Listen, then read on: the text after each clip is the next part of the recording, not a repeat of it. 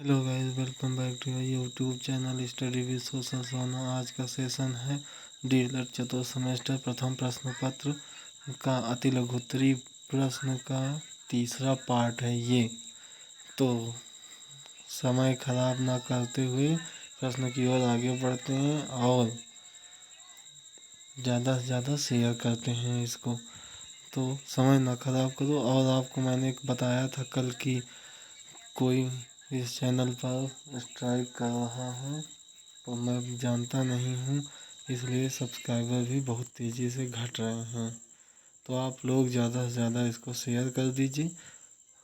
आगे बढ़ते हैं प्रश्न की ओर।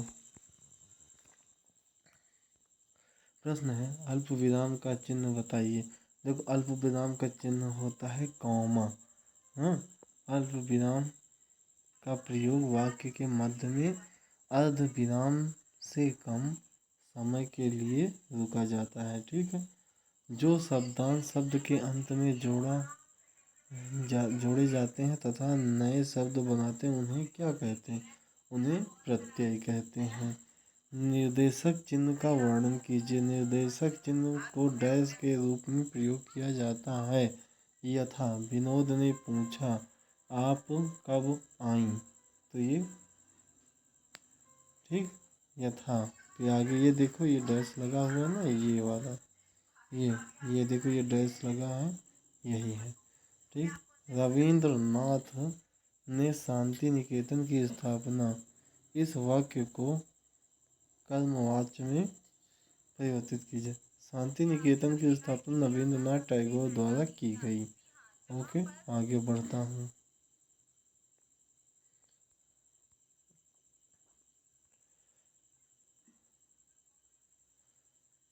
आगे बढ़ते हैं, आगे बढ़े। ओके, आगे बढ़ते हैं। अर्ध विराम को समझाइए। देखो, वाक्य में पूर्ण विराम से कम देर ठहरने के लिए अर्ध विराम का प्रयोग किया जाता है तथा जैसे यथा विवेक, हिमालय, दिल्ली आदि, ये अर्ध विराम है। ठीक।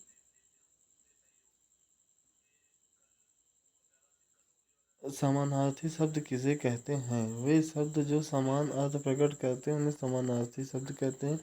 इसी को ही पर्यायवाची या पर्यायी कहते हैं। विपरीत अर्थ बताने वाले शब्दों को क्या कहते हैं? तो विपरीत अर्थ विलोम या विपरीतार्थी। आरोप, अरि, आदि, आज तथा आशा के विलोम शब्द। आरोप का विलोम प्रत्यारोप, अरि का मित्र, आज का कल, आशा का निराशा। अरि माने होता है शत्रु। ठीक, आगे चलते हैं। उद्यान तथा बंदर के समानार्थी शब्द। उद्यान मतलब होता है बगीचा, बाग, उपवन, आराम। ठीक। बंदर का होता है वानर, कपि, मरकट, कपीस, हरि। ठीक, आगे चलते हैं। शुद्धलेख के लाभ बताइए। शुद्धलेख के लाभ हैं, विद्यार्थियों की श्रवण प्रक्रिया में सुधार होता है, लेखन सामग्री का विभाजन करना सीख जाते हैं, विराम चिन्ह आदि लगाना सीख जाते हैं। ठीक, आगे बढ़ते हैं। देखो, शुद्ध, सुडौल और आकर्षक लेखन के अभ्यास हेतु किसी एक विधि का वर्णन कीजिए। तो चित्र विधि। देखो, इस विधि में वर्ण से प्रभावित होने वाली वस्तु का चित्र बनाया जाता है। जैसे का के लिए कस, कमल, गा के लिए गमला, घास के लिए घड़ी, पा के लिए पंखा बनाते हैं ना, और ता के लिए तराजू, चा के लिए चक्की आदि। इसी प्रकार खेल खेल में बच्चों को वर्ण रचना सिखाई जाती है। हिंदी के प्रत्येक वर्ण के लिए अलग अलग चित्र उपलब्ध हैं। जैसे ही विद्यार्थी वर्ण लिखने में निपुण हो जाएगा तब वे तब उसे मात्रा लिखने की शिक्षा का दी जा सकती है। ठीक, आगे बढ़ते हैं। सम संख्या लिखिए। सम संख्या मतलब इवन नंबर। जो संख्या दो से पूर्णतः विभाज्य हो जाए सम संख्या कहलाती है। जैसे 2 4 6 8 10 12 14। ठीक, आगे बढ़ते हैं। विषम संख्या किसे कहते हैं? तो विषम संख्या लिखिए कहा गया है, या ऑड नंबर या विषम संख्या क्या है? तो जो संख्या दो से पूर्णतः विभाज्य ना हो उसे विषम संख्या कहते हैं। जैसे 1 3 5 13 7 9। ठीक, आगे बढ़ते हैं। अपरिमेय संख्या क्या है? अपरिमेय संख्या वैसी संख्या जिसे p बटे q के रूप में नहीं लिखा जा सकता अपरिमेय संख्या कहलाती है। उदाहरण जैसे p ओ 5 7 8। ओके। परिमेय संख्या क्या होती है? एक उदाहरण दे के लिखिए। परिमेय संख्या वह संख्या जिसे हम p बटे q के रूप में लिख सकते हैं उसे परिमेय संख्या कहते हैं। जैसे, लेकिन एक बात ध्यान रहे, जहाँ q बराबर 0 ना हो। उदाहरण जैसे 5/4, 1-1/6, 2 सही 1/4, 5 2। ठीक, आगे बढ़ते हैं। पूर्ण संख्या किसे कहते हैं? पूर्ण संख्या 0 सहित प्राकृतिक संख्या के परिवार को पूर्ण संख्या कहते हैं। जैसे 0 1 2 3 4 5 6 7 8 9। ठीक, आगे बढ़ते हैं। जोड़ के अध्यापन में ध्यान देने हेतु महत्वपूर्ण तथ्य बताइए। जोड़ के अध्यापन में ध्यान रखने हेतु महत्वपूर्ण तथ्य। जोड़ के अध्ययन में प्राकृतिक वस्तुओं के रूपों को उदाहरण स्वरूप को प्रयोग करना चाहिए। प्राथमिक जोड़ संबंधी तथ्यों का पूर्ण ज्ञान अत्यंत जरूरी है। ठीक, आगे बढ़ते हैं। अब देखो, अत्यंत जरूरी है। स्थानीय मूल्य के सुनिश्चित ज्ञान के बिना जोड़ की प्रक्रिया का उचित प्रकार से समझ आना मुश्किल होता है। जोड़ प्रक्रिया को विभिन्न मनोरंजन विधियों की सहायता से सिखाना चाहिए। प्राथमिक जोड़ को सिखाने के लिए बच्चों को जोड़ संक्रिया से संबंधित उदाहरणों तथा दृष्टांतों का चित्र सहित अध्ययन कराना चाहिए। ठीक, भाग क्या है? भाग का अर्थ होता है बंटवारा, जो बार बार घटाने की प्रक्रिया है। ठीक, घटाना का क्या अर्थ है? किसी संख्या में दूसरी संख्या कम करना तथा घटाना कहलाता है। गुणा को क्या कहते हैं यह समझाइए। जोड़ की आसान विधि गुणा होती है, क्योंकि एक ही संख्या को बार बार जोड़ने की क्रिया गुणा का रूप ले लेती है। ठीक, एक अंक वाली संख्या से गुणा समझाइए। अब देखो, एक अंक वाली संख्या से गुणा बिना हासिल करना। जैसे 11 गुणे 2। ठीक है, अगर हम 11 गुणे 2 ले लें तो 2 एकम 2, 2 एकम 2 हो सकता है कि नहीं हो सकता, जिसमें एक इकाई और ये वाली एक दहाई। ठीक, आगे बढ़ते हैं।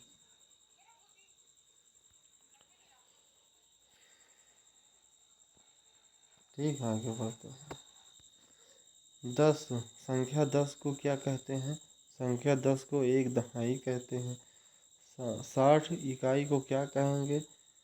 60 इकाई को 6 दहाई कहा जाता है। 80 में कितने दहाई? 80 में 8 दहाई होता है। 3 अंकों की बड़ी संख्या लिखिए। 3 अंकों की बड़ी संख्या 999। 2 अंकों की छोटी संख्या 2 अंकों की छोटी संख्या 10 होती है।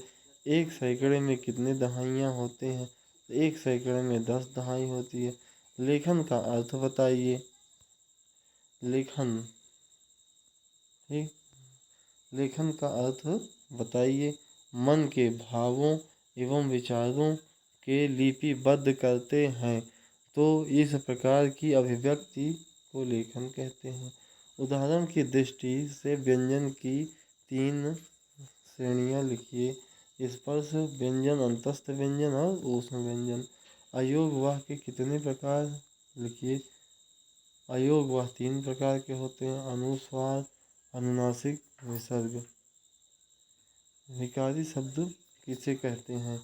जिन शब्दों के प्रयोग लिंग वचन कर्ता, लिंग वचन कारक के कारण अनु के कारण या के अनुसार परिवर्तन आ जाता है उसे विकारी शब्द कहते हैं। ठीक।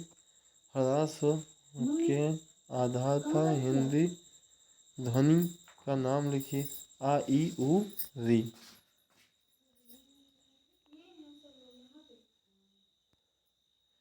बलाघात क्या है?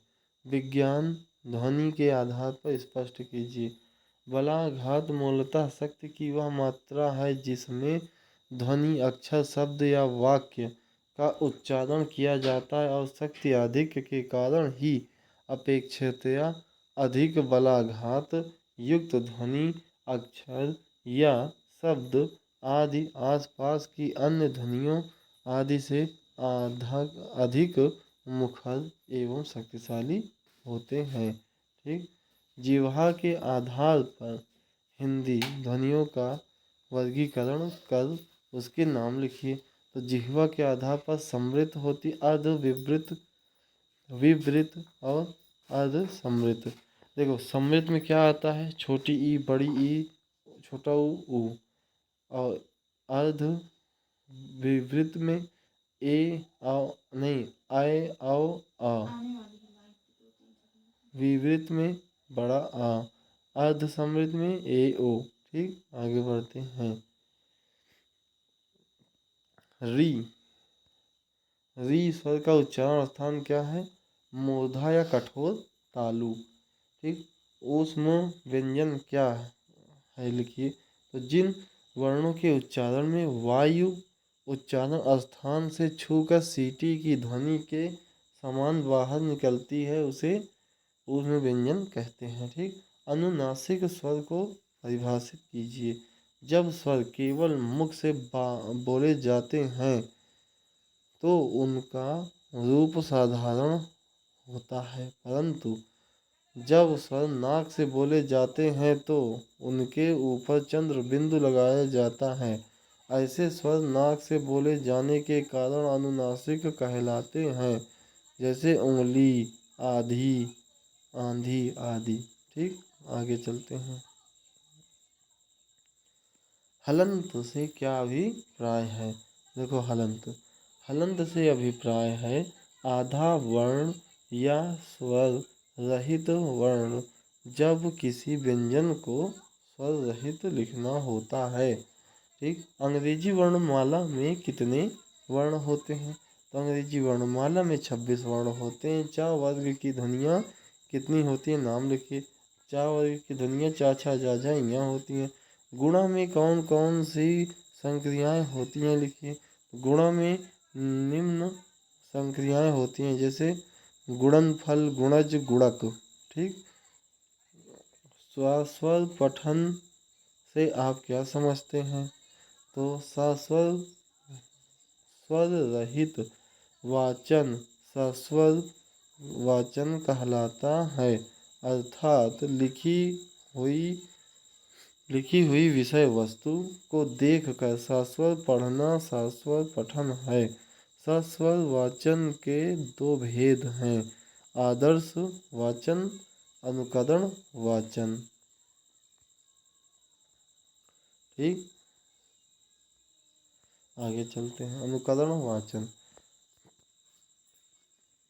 शिक्षक द्वारा किया जाने वाला वाचन आदर्श वाचन कहलाता है। अनुसरण अनुकरण वाचन छात्रों द्वारा किया जाता है जो छात्र अध्यापक के अनुसार करते हैं। ठीक, आगे बढ़ते हैं।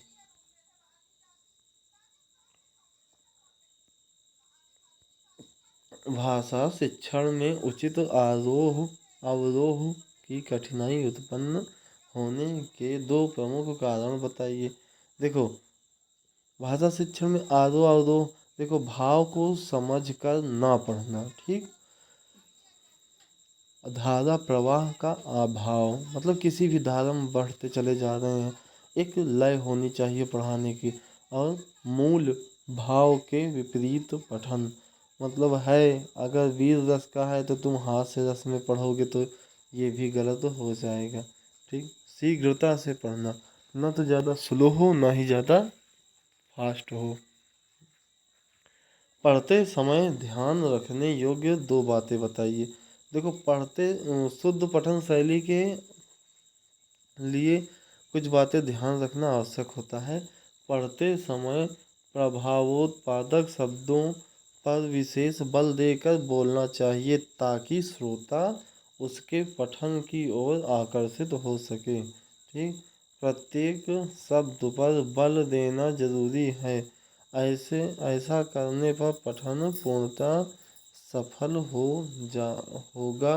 जहाँ रुकने की आवश्यकता हो वहाँ अवश्य रुकना चाहिए तथा शब्दों को अलग अलग करके उचित बल तथा विराम के साथ पढ़ना चाहिए। ठीक, असुंदर या खराब लेखन के दो कारण बताइए।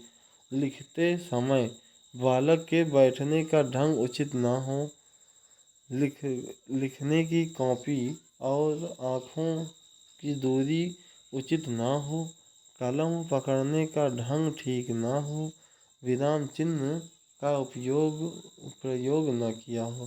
ठीक, तो पठन कितने प्रकार के होते हैं? पठन भैया के प्रकार हैं, जैसे मुद्रा भाव पठन, दृश्य पठन, अभिनय पठन, चित्र पठन। शब्द किसे कहते हैं?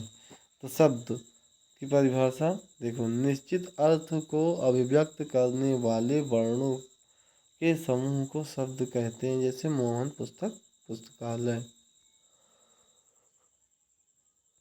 श्रुतलेख किसे कहते हैं? सुनकर लिखे हुए लेख को श्रुतलेख कहते हैं। अध्यापक या कोई छात्र बोलता है अन्य छात्र उसे लिखते हैं। शीघ्रता, सुंदरता और शुद्धता के साथ लिखा लेख ही वास्तव में शुद्ध लेख है। ठीक, स्पर्श व्यंजन का क्या आशय है? जिन व्यंजनों के उच्चारण में मुख द्वार को बंद करके इस प्रकार बोलते हैं कि हवा उच्चारण स्थानों को स्पर्श मात्र करती है, स्पर्श व्यंजन कहलाते हैं। जैसे का खा गा घा, टा ठा डा ढा, ता था दा धा।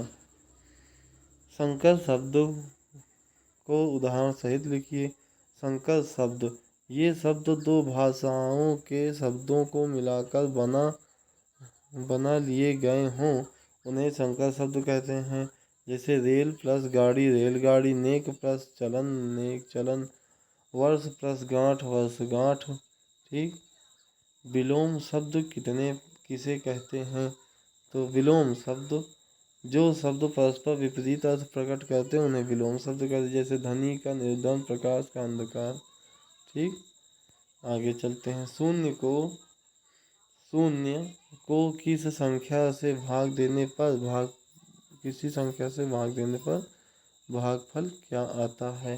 तो गणित में जब शून्य को किसी संख्या से करते हैं तो इसी शून्य से भाजन करते हैं।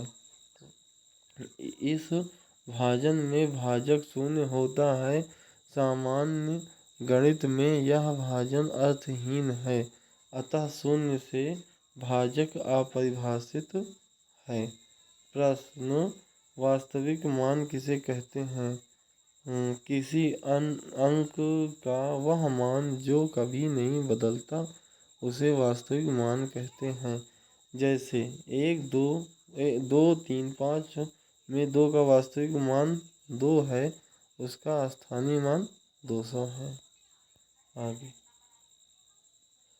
अब देखो, किसी संख्या को शून्य से गुणा करने पर गुणनफल शून्य प्राप्त होता। उदाहरण दीजिए। शून्य से गुणा करने पर शून्य प्राप्त होता है। जैसे 100 गुणे शून्य x गुणे शून्य। संख्या 4, 1, 3, 2, 5 एवं 7, 0, 6, 1 की तुलना कीजिए। तो पहली संख्या 4, 1, 3, 2, 5 में अंकों की संख्या 5। दूसरी संख्या 7, 0, 6, 1 में अंकों की संख्या ये। ठीक है, इससे ये ऐसे हो जाता है। ठीक, 12 पेंसिलें हैं। प्रत्येक बच्चों को 2-2 पेंसिलें दी गई। कितने बच्चों को पेंसिल मिली? तो माना बच्चों की संख्या यक्स, कुल पेंसिलें इतना। प्रत्येक बच्चों को 2-2 पेंसिलें दी गई, तो 2x। देखो 2x बराबर 12, तो x बराबर 12/2 बराबर 6। ठीक, आगे चलते हैं। पठन शिक्षण की ध्वनि साम्य विधि लिखिए। इस ध्वनि के प्रयोग द्वारा एक जैसी ध्वनि के वर्णों का ज्ञान एक साथ दिया जाता है। जैसे राम, काम, शाम, आम, दाम। इस ध्वनि में बालकों को पढ़ने की प्रति रुचि जागृत करने के लिए चित्र प्रणाली के माध्यम से अध्ययन करना उपयोगी है। व्यंजन वर्णों को लिखिए। स्पर्श व्यंजन, अंतस्थ व्यंजन, ऊष्म व्यंजन, संयुक्त व्यंजन। ठीक, शब्द किसे कहते हैं? देखो, शब्द किसे कहते हैं? किसी निश्चित अर्थ को अभिव्यक्त करने वाले वर्ण समूह को शब्द कहते हैं। जैसे मोहन पुस्तक आदि। निषेधात्मक या निषेध सूचक वाक्य किसे कहते हैं? जिन वाक्यों में क्रिया के निषेध का ज्ञात होता है उसे निषेध सूचक वाक्य कहते हैं। उदाहरण, वह प्रतिदिन व्यायाम नहीं करता। अंतस्थ व्यंजनों को लिखिए। या, रा, ला, वा।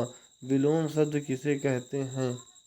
जब 2 शब्द विपरीत अर्थ देते हैं तो वे एक दूसरे के विलोम कहलाते हैं। विलोम शब्द को विपरीतार्थक शब्द कहा जाता है। जैसे अधिक, न्यून, आलसी, असली, नकली। ठीक, आगे चलते हैं। पर्यायवाची शब्द किसे कहते हैं?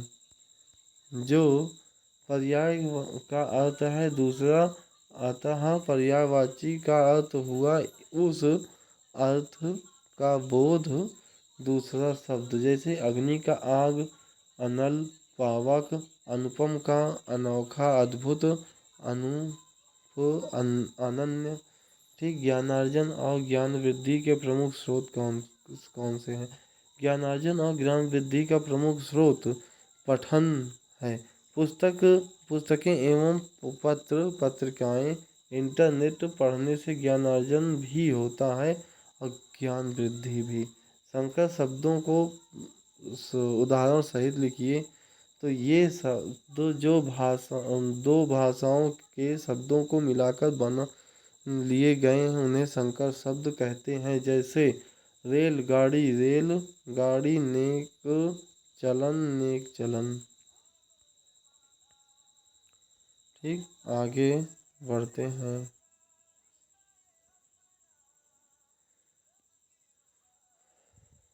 देखो, विराम चिन्ह संबंधी समस्या के कारण लिखिए। देखो, रुकना, ठहरना। अपने भावों को प्रकट करने के लिए भाषा बोलते समय अथवा लिखते समय कुछ स्थानों पर रुकना पड़ता है। अगर बिना रुके ही अपनी बात को अथवा लिखते बात को कहते हैं तो सुनने वाले की समझ में कुछ नहीं आता। कई बार अर्थ का अनर्थ हो जाता है। हम उचित जगह पर रुककर अपनी बात कहेंगे तो ठीक रहेगा।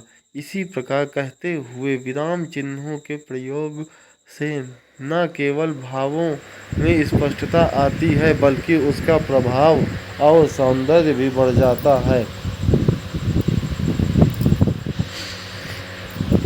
रोको मत जाने दो। इस वाक्य